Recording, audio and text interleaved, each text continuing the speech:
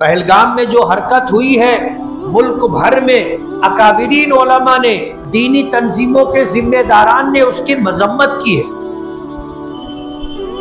हैरत तो इस बात की होती है कि कश्मीर जैसे इलाके में अगर हिंदुस्तान की फौज का एक बड़ा हिस्सा 9 लाख 10 लाख फौजी वहां पर हैं, एक सूबे में, जम्मू कश्मीर के एक सूबे में हिंदुस्तान के फौजियों की तादाद 9 लाख है, और उसके बाद वहां इस तरह की हरकतें होती हैं। सोचने की बात है कि ये 9 लाख लोग कर क्या रहे थे।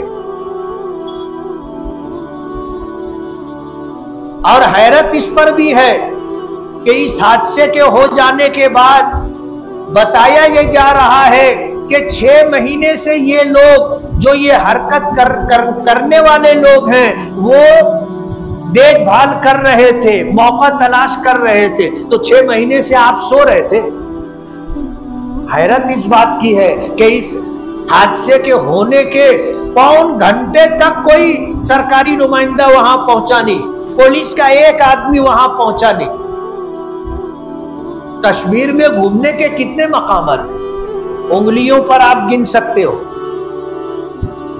उंगलियों पर गिन सकते हो कितने हिल स्टेशन है। उसकी हिफाजत के लिए ये 9 लाख जो पड़े थे, उनमें से 5000 को भी आप लगा देते तो इस तरह की घटना नहीं होती। बात कड़वी जरूर है, खराब जरूर लगेगा, लेकिन अपने गिरेबान में सर डाल करके देखने की जरूरत है कि हादसा होते ही 4 लोगों के फोटो लोगों के सामने आ गए। कहां से मिल गए आपको इन 4 लोगों के फोटो?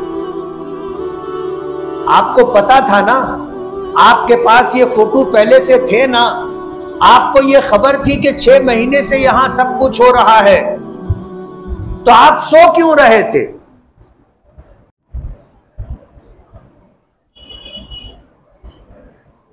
बिस्मिल्लाहिर्रहमानिर्रहीम, नहमदुहु व नुसल्ली अला रसूलिहिल करीम, अम्मा बाद, औज़ु बिल्लाहि मिनश शैतानिर रजीम, बिस्मिल्लाहिर्रहमानिर्रहीम, इन्नल्लाहा ला युग़य्यिरु मा बिक़ौमिन हत्ता युग़य्यिरु मा बिअन्फुसिहिम, सदक़ल्लाहुल अज़ीम। बुजुर्गान मोहतरम और अज़ीज़ दोस्तों, इस्लाम अमन व अमान और एक दूसरे की जान, माल, इज़्ज़त व आबरू की हिफाजत का ज़ामिन।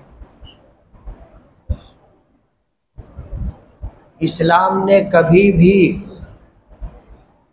नाहक किसी की जान लेने की, किसी के साथ ज़्यादती करने की, किसी के माल पर हाथ डालने की, किसी की आबरू को ताख्त व ताराज करने की इजाज़त नहीं दी।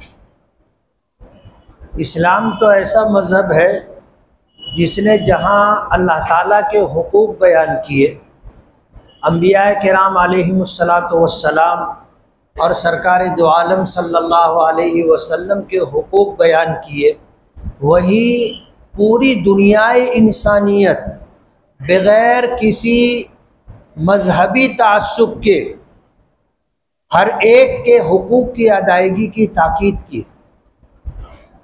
दुनिया के किसी मजहब में हुकूक की अदायगी के ताल्लुक से इतनी ताकीद नहीं है जितनी ताकीद इस्लाम में दी गई। नबी करीम सल्लल्लाहु अलैहि वसल्लम फरमाते हैं कि हज़रत जिब्राइल मेरे पास आते रहे और मुझे पड़ोसी के हुकूक के मुताल्लिक बार बार मुतनब्बे करते रहे। मुझे ये गुमान होने लगा कि कहीं मीरास में सगी औलाद की तरह पड़ोसियों को भी हकदार ना बना दिया जाए। इस्लाम ने जहाँ दूसरे मज़ाहिब के मानने वाले इंसानों के हुकूक बयान किए, वही उससे आगे बढ़ कर के जानवरों तक के हुकूक बयान किए और ताकीद की है कि हर एक का हक अदा करो, किसी का हक ज़ाये मत करो। इस्लाम अमन पसंद मजहब है, दहशतगर्दी के खिलाफ है। इस मुल्क में जब दहशतगर्दी हुई और उसमें कहीं दूर करीब से किसी मुसलमान का नाम आ गया तो उसे मजहब इस्लाम से जोड़ करके इस्लाम और मुसलमानों को बदनाम करने की साजिश और कोशिश की जाने लगी और इस्लाम पर इस तरह के इल्ज़ामात लगाए जाने लगे जैसे इस्लाम दहशतगर्दी को पसंद करता हो या दहशतगर्दी को बढ़ावा देता हो। लेकिन कहते हैं ना कि अल्लाह के यहाँ देर है अंधेर नहीं। दहशतगर्दी का सबसे ज्यादा शिकार तो हम मालेगांव के लोग हुए। आपको याद होगा 8 सितंबर 2006 में जुमा के दिन जुमा की नमाज के वक्त मस्जिद हमीदिया बड़ा कब्रिस्तान में बम ब्लास्ट हुआ था।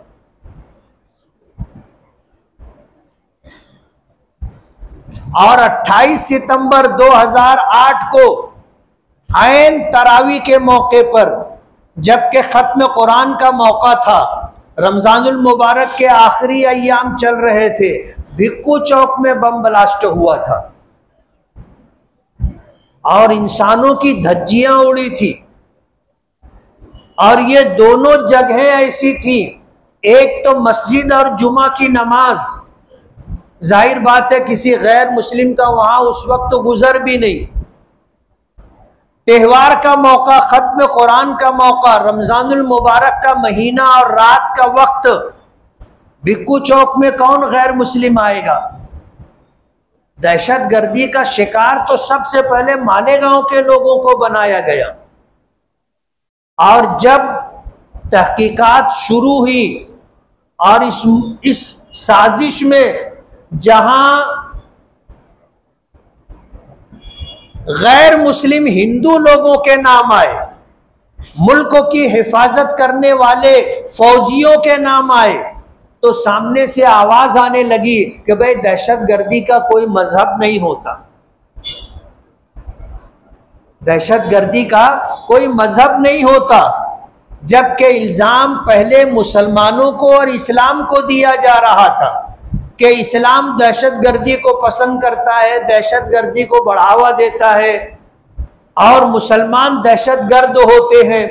लेकिन जब मुल्क में इस तरह के वाकयात सामने आने लगे जिसमें नाहक लोगों की जान लेने वाले और दहशतगर्दी का इर्तिकाब करने वाले दूसरे मजहब के लोग निकलने लगे और गिरफ्तार होने लगे, तो ये आवाज आने लगी कि भाई दहशतगर्दी का कोई मजहब नहीं होता। कहते हैं ना कुदरत के यहां देर है अंधेर नहीं है। मॉब लिंचिंग के नाम पर और जानवरों की नक्ल हमल के नाम पर जिस तरह मुसलमानों को मारा पीटा जाता है, उनकी जान ली जाती है, गोश्त रखने के जुर्म में घर में घुस करके अखलाक जैसे और पिंटू खान जैसे लोगों की जान ले ली जाती है, ये भी तो दहशतगर्दी है ना। ये कौन सी कानून की बालादस्ती है, ये भी दहशतगर्दी है। किसी की दाढ़ी देख करके उसकी दाढ़ी खींचना और टोपी और कुर्ता देख करके उसको जो है जुल्म सितम का निशाना बनाना और लोगों की जान और माल का तहफ्फुज जिनकी ड्यूटी है, ऐसे लोग अगर ट्रेन में नाम पूछ कर गोली मारते हैं और मुसलमानों को कत्ल कर दिया जाता है, ये भी तो दहशतगर्दी है। हम दहशतगर्दी की कभी भी हिमायत नहीं करते और हम जिस मजहब को मानते हैं उस मजहब ने नाहक किसी की जान लेने को पूरी दुनिया इंसानियत का कत्ल करार दिया है। आप कुरान करीम देखो, कुरान करीम में अल्लाह पाक फरमाते हैं मन कतल नफ्सन बिगैर नफ्सिन औ फसादिन फिल अर्ज फकअन्नमा कतलन नास जमीआ व मन अहयाहा फकअन्नमा अहयन नास जमीआ।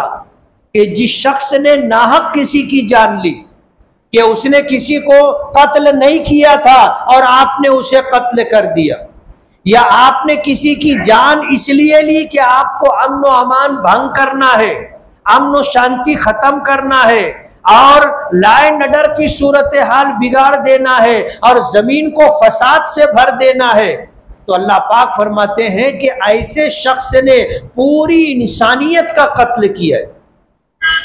और अगर ऐसे हालात बने और किसी ने किसी की जान बचाई, जान बचाने की कोशिश की, जख्मियों के इलाज और मुआवजे के लिए आगे बढ़ करके पेशकदमी की, उसने गोया पूरी दुनिया इंसानियत की जान बचाई। कुरान करीम की तालीम है। अल्लाह पाक फरमाते हैं वला तक़्तुलुन नफ्सल्लती हर्रमल्लाहु इल्ला बिल हक़, किसी की जान मत लो, किसी को कत्ल मत करो, अल्लाह ने इसे हराम करार दिया है, अल्लाह ने इसे हराम करार दिया है। इल्ला बिल हक़, मगर हक की वजह से। अगर किसी ने किसी को कत्ल किया है तो कत्ल करने के जुर्म में कातिल को किसासन कत्ल किया जाएगा,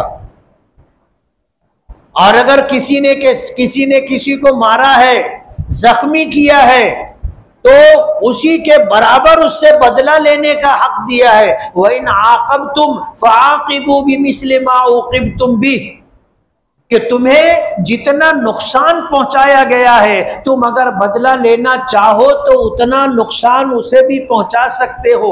लेकिन आगे फरमाया वला इन सबरतुम फहुव खैरुल लिस्साबिरीन, लेकिन अगर तुम सब्र कर लोगे तो सब्र कर लेना तुम्हारे लिए अच्छा है। कुरान करीम देखो, मजहब इस्लाम की तरफ उंगली उठाने से पहले मजहब इस्लाम को पढ़ो और समझो इस्लाम की तालीम क्या है। बताना यह है कि पहलगाम में जो हादसा हुआ है और जिस तरह नाहक 26-27 लोगों की जान ली गई है, हम कभी भी इसको पसंद नहीं करते और इस तरह की हरकतों की कभी तायीद नहीं करते।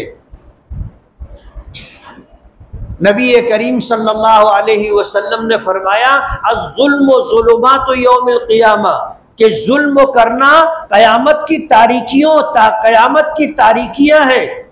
आदमी भटक जाएगा, जुल्म अल्लाह को पसंद नहीं है। नाहक लोगों की जान लेना, वो किसी भी मजहब के मानने वाले लोग हों, इस्लाम इसकी इजाजत नहीं देता। मजहब का मामला आदमी का अपना इनफरादी मामला है। कुरान करीम में 2 टोक ऐलान किया है, लकुम दीनुकुम वलिय दीन, तुम्हारे लिए तुम्हारा दीन है और हमारे लिए हमारा दीन है।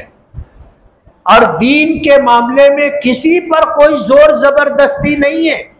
अल्लाह पाक फरमाते हैं ला इकराहा फिद्दीन, दीन के मामले में किसी के साथ जबरदस्ती नहीं की जाएगी। ये हर एक का अपना इनफरादी मसला है कि वो जिस दीन और मजहब को मानना कबूल करना चाहे और किसी भी मजहब के मुताबिक जिंदगी गुजारना चाहे, उसको इस बात का इख्तियार है, किसी पर जोर जबरदस्ती नहीं है। ला इकराहा फिद्दीन, दीन के मामले में जबरदस्ती नहीं है। पहलगाम में जो हरकत हुई है, मुल्क भर में अकाबिरीन उलमा ने, दीनी तंजीमों के जिम्मेदारान ने उसकी मजम्मत की है। हैरत तो इस बात की होती है कि कश्मीर जैसे इलाके में अगर हिंदुस्तान की फौज का एक बड़ा हिस्सा 9 लाख 10 लाख फौजी वहां पर हैं, एक सूबे में, जम्मू कश्मीर के एक सूबे में हिंदुस्तान के फौजियों की तादाद 9 लाख है, और उसके बाद वहां इस तरह की हरकतें होती हैं। सोचने की बात है कि ये 9 लाख लोग कर क्या रहे थे।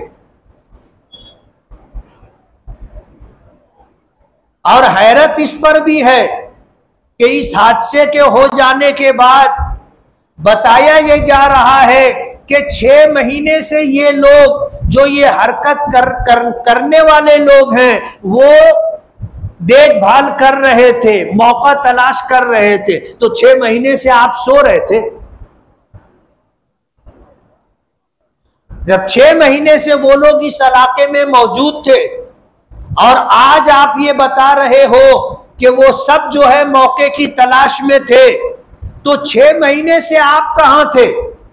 आज आप कहते हो कि वो 6 महीने से यहां पर थे, तो आपकी जिम्मेदारी बनती थी कि इस हादसे के होने से पहले आप उनको रोकते। हैरत इस बात की है कि इस हादसे के होने के पौन घंटे तक कोई सरकारी नुमाइंदा वहां पहुंचा नहीं, पुलिस का एक आदमी वहां पहुंचा नहीं। कश्मीर में घूमने के कितने मकामात हैं, उंगलियों पर आप गिन सकते हो, उंगलियों पर गिन सकते हो कितने हिल स्टेशन है। उसकी हिफाजत के लिए ये 9 लाख जो पड़े थे उनमें से 5,000 को भी आप लगा देते तो इस तरह की घटना नहीं होती। बात कड़वी जरूर है, खराब जरूर लगेगा, लेकिन अपने गिरेबान में सर डाल करके देखने की जरूरत है कि हादसा होते ही 4 लोगों के फोटो लोगों के सामने आ गए।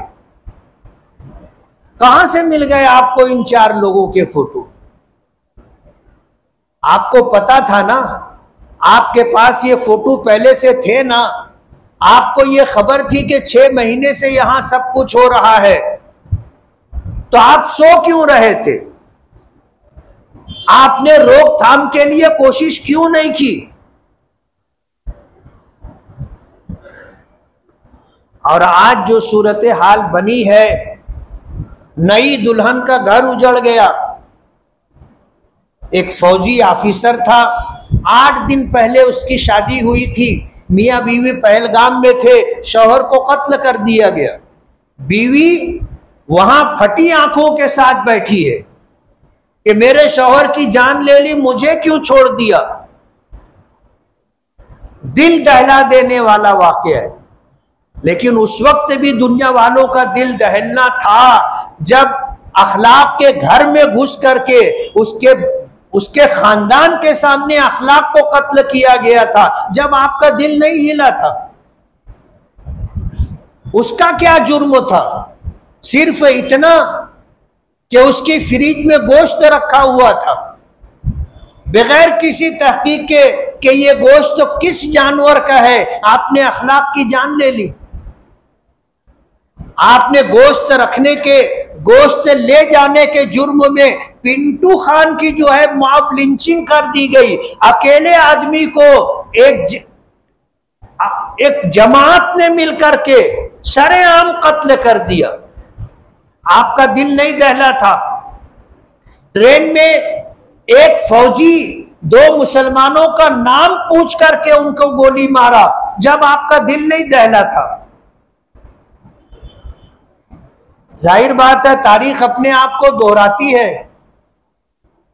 अगर इस तरह का जुल्म का मामला होता रहा और आपने रोका नहीं, तो ये जुल्म की आग आपके घर तक भी पहुंचेगी। जब जानवर आदमखोर हो जाता है और उसके मुंह को खून लग जाता है, तो फिर उसको कत्ल कर देना पड़ता है। अगर उस जानवर को मार देना पड़ता है, आप उसको नहीं मारोगे, कल वो आपकी भी जान ले सकता है।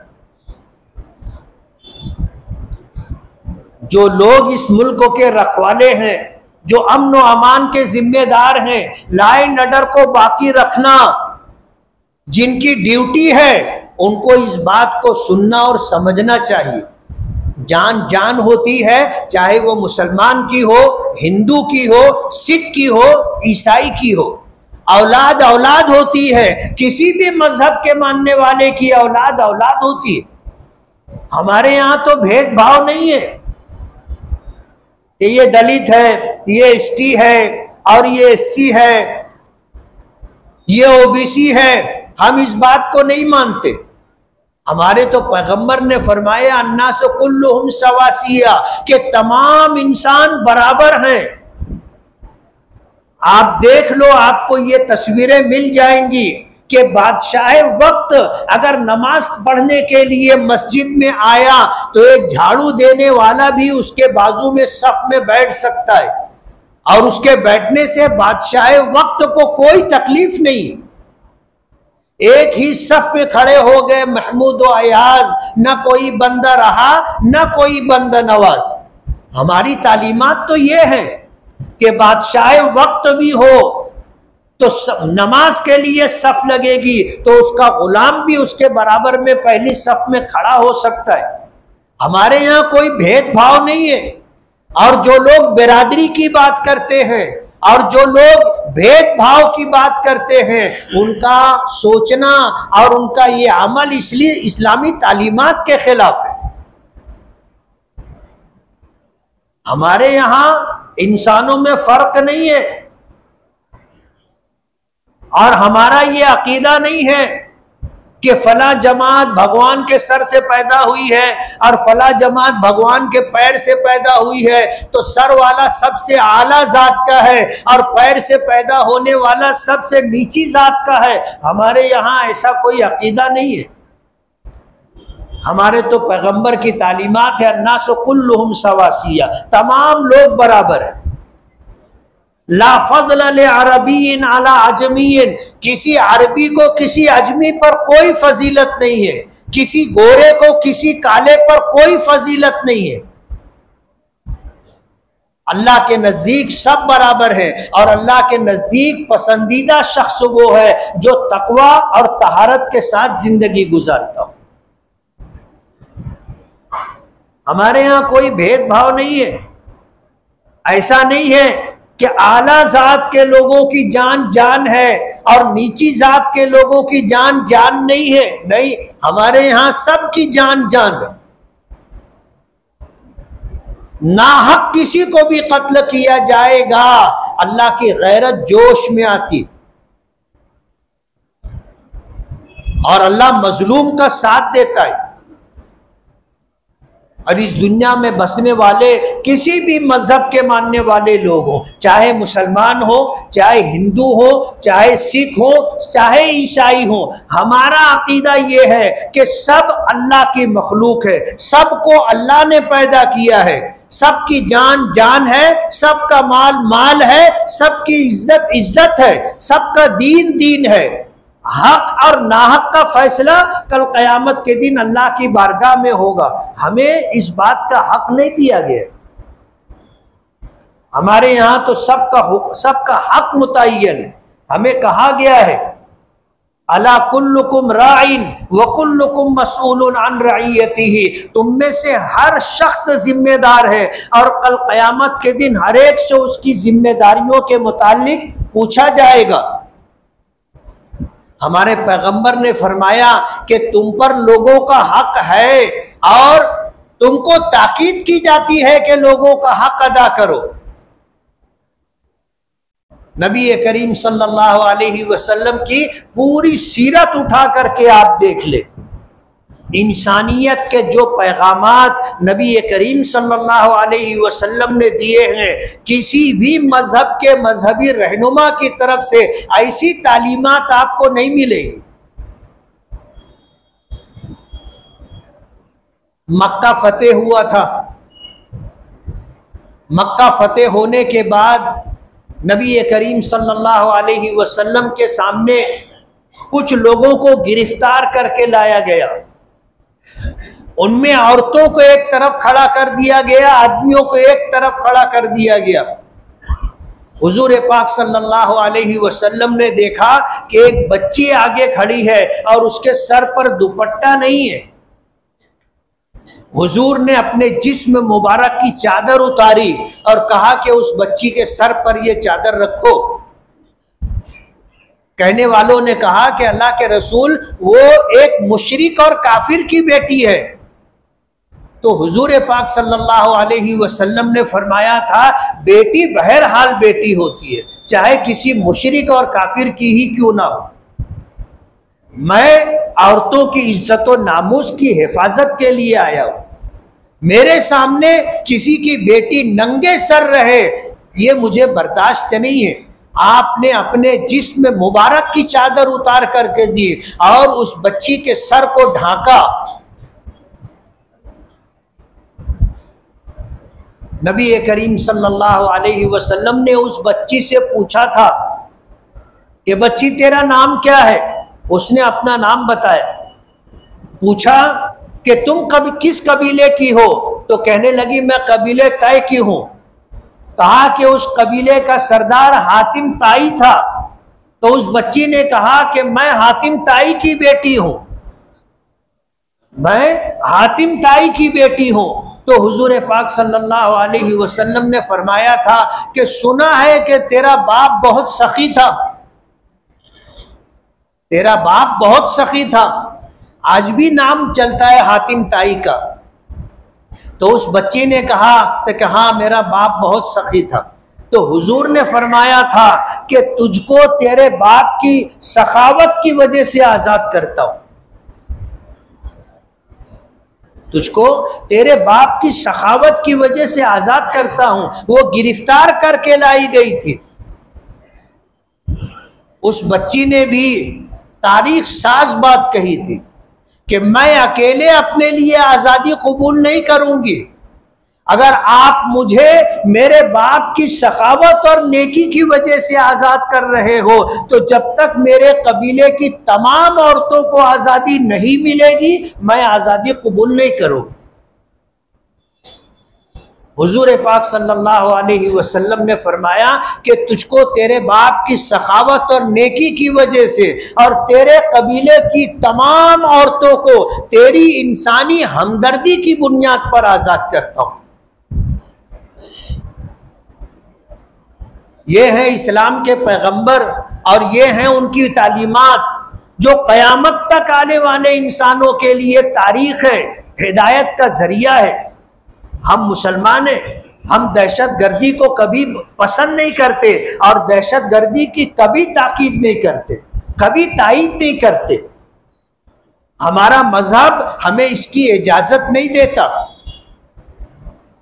इस्लाम दीन फितरत है और फितरी तकाजों के मुताबिक इस्लाम अपने मानने वालों को हिदायत और रहनुमाई करता है। इसलिए कश्मीर पहलगाम में जो नाहक कत्ले आम किया गया और बेकसूर लोगों की जान ली गई, हिंदुस्तान ही नहीं पूरी दुनिया का मुसलमान कभी भी इसको पसंद नहीं करेगा और इसकी तायीद नहीं करेगा।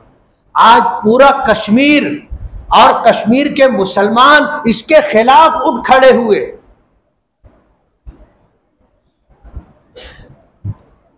हमने अपने मानने वालों को इस बात का पैगाम दिया कि अगर वक्फ तरमीमी एक्ट की मुखालफत में हम अपने बाजू पर काली पट्टी बांध सकते हैं तो हमारे मुल्क में अगर दहशतगर्दी की बुनियाद पर बेकसूर लोगों की जान ली गई है हम इसकी भी मजम्मत करते हैं और इसके लिए भी हम अपने बाजू पर काली पट्टी बांधने की लोगों को ताकीद करते। हम अपना एहतजाज दर्ज कराएंगे, हम इसकी मुखालफत करते। हम अपने मजहब की तालीम के मुताबिक जिंदगी गुजार रहे हैं कि जिसने नाहक किसी का कत्ल किया उसने पूरी दुनिया इंसानियत का कत्ल किया और जिसने बेगुनाह लोगों की जान बचाई उसने गोया इंसानियत की जान बचाई। पूरे मुल्क में और तमाम मज़ाहिब के मानने वाले लोगों में पहलगाम के कत्ले आम को लेकर के दुख है, खेत है। वो इस पर अपना एहतजाज दर्ज करवा रहे हैं, वो इसकी मुखालफत कर रहे हैं कि मुल्क में इस तरह की कोई घटना नहीं होनी चाहिए। लेकिन उसी के साथ हम ये भी कहते हैं कि हिंदुस्तान में 28 रियासतें, 28 रियासतों में से एक रियासत में अगर 7 लाख, 8 लाख, 9 लाख आपने फौजी वहां रख रखे हैं तो उस छोटी सी रियासत के हिल स्टेशनों पर, जो हिल स्टेशन गिने चुने हैं, आप वहां सैर व तफरीह के लिए जाने वालों की जान की हिफाजत के लिए क्या कर रहे हैं? और हमें ये बात कहने का हक है। हम इस मुल्क के शहरी हैं, हम अपने मुल्क के हुक्मरानों से ये पूछ सकते हैं कि आपने अपनी जिम्मेदारी क्यों पूरी नहीं की? आपकी इंटेलिजेंस एजेंसियां कहां थी? करोड़ों अरबों रुपया आप उनको तनख्वाह की शक्ल में देते हैं और एक रियासत में चंद हिल स्टेशनों की आप हिफाजत नहीं कर सकते। आज पूरा कश्मीर हिल गया, दहल गया, लोग वहां से वापस हो रहे हैं। कश्मीर एक ऐसी रियासत है कि जहां 6 महीना कारोबार होता है और 6 महीना मईशत ठप पड़ी रहती है। इतना बर्फ पड़ता है कि लोगों के लिए जिंदगी गुजारना मुश्किल हो जाता। उनका गुर्बत अपनी इंतहा को पहुंची हुई है। लोग सैर व तफरी के लिए जाते हैं, कभी आप जाके वहां की गुर्बत तो देखो।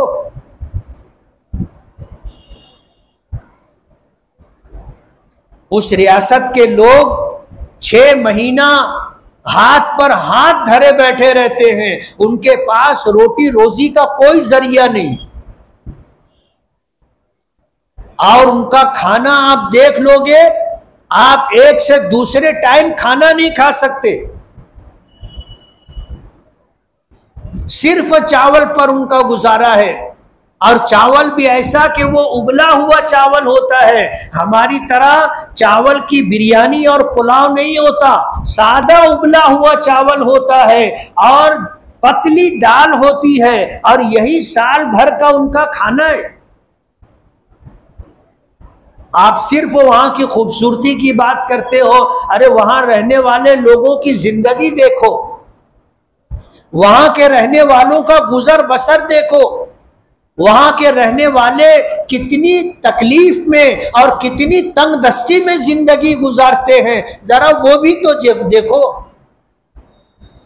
जाहिर बात है, इस हादसे के बाद जो उनकी रोटी रोजी थी कि उस रियासत में आने वाले विजिटर और उस रियासत में आने वाले सयाह लोगों की खिदमत करके वो 2 वक्त की रोटी हासिल करते हैं, आज तो उनके मुंह का निवाला छिन गया है।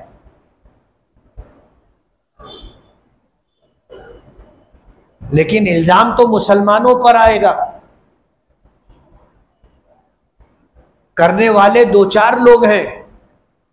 तकलीफ तो उस रियासत की तमाम बसने वाले लोगों को उठाने पड़ेगी, और उस रियासत में मुस्लिम अक्सरियत है, उनको ये जुल्म झेलना और बर्दाश्त करना पड़ेगा।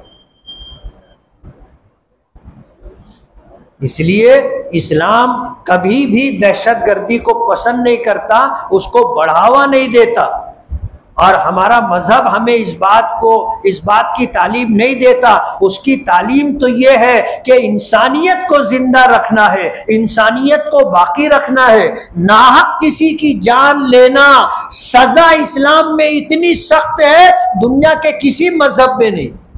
हमारे यहाँ तो सजा यह है जान के बदले में जान,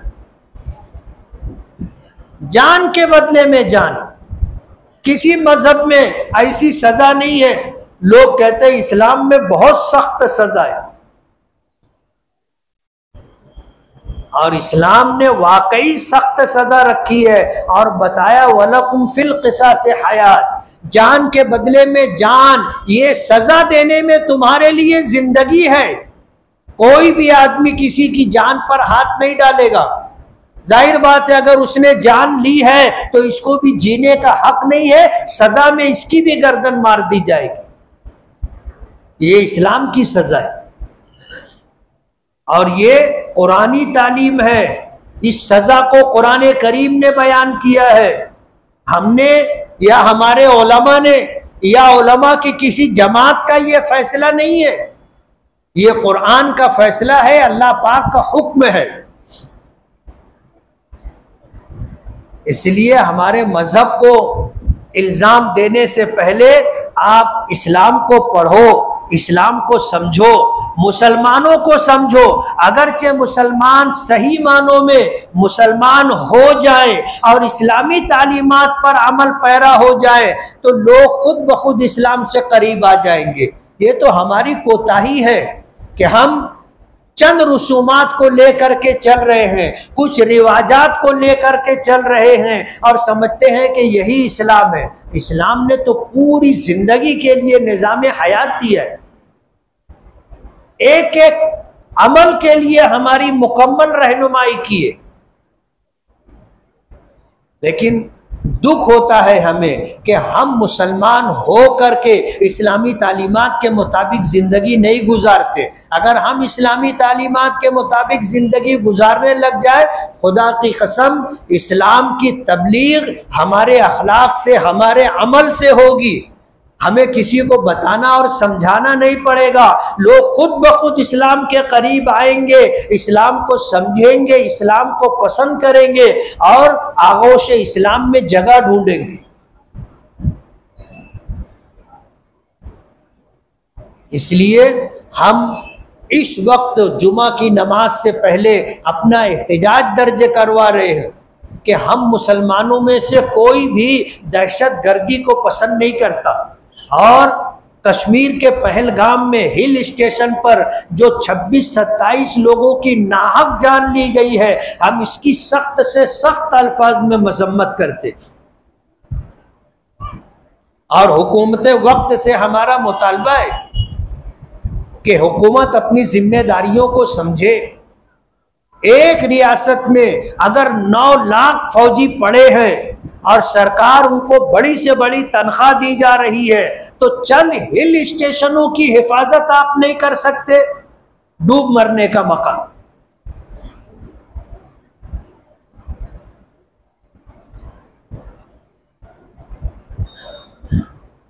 इसलिए हम उस हमले की मजम्मत करते हैं और जिन लोगों के साथ जुल्म बर्बरियत का मामला हुआ है, हम उनके दुख में, उनकी तकलीफ में बराबर के शरीक हैं।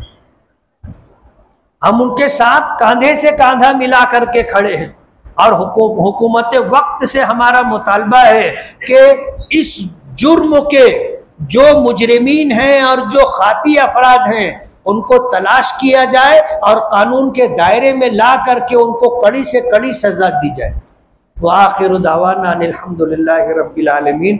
जिन साथियों ने सुन्नत न पढ़ी हो वो सुन्नत पढ़ लें।